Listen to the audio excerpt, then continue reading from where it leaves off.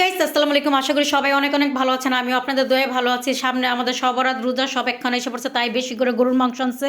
তারপরে এখানে ওই যে মুরগি আনছে, দেশি মুরগি আনছে, তারপরে আনছে ফার্ম মুরগি, তারপরে যে তাজা আজকে গরুর মাংস রান্না করছে। আজকে যেহেতু শুক্রবার, আজকে অনেক কাজ।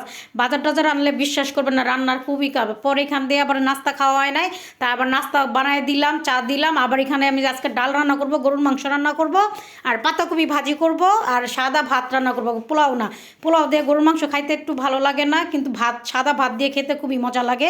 তো এখানে যে পাতাকপি ভাজিটা বসে দিছি, আর ডালটা হয়ে গেছে, আর ডালের কালারটা খুবই সুন্দর হয়েছে, আর ডালটা খুবই মজা।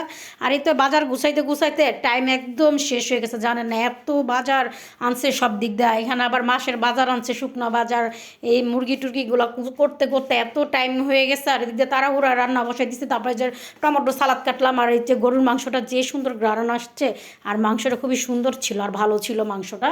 আর এত বড় একটা নলি দিছে, আর এদিক দিয়ে একদম তাড়াহুড়া, একদম চতুর্দিক দিয়ে শুক্রবারে এত ঝামেলা। এই যে সাবান টুবান যে যেভাবে পারছে ওইভাবে প্যাকেট করে রাখছে, সারা ঘর ছিটায় পিটাই রয়েছে। দেখেন বাজার, বিস্কিট, আটা সম্পূর্ণ একদম ছিটায় পাটাই রয়েছে। তো আজকের এই পর্যন্ত ভিডিওটা কেমন হয়েছে কমেন্ট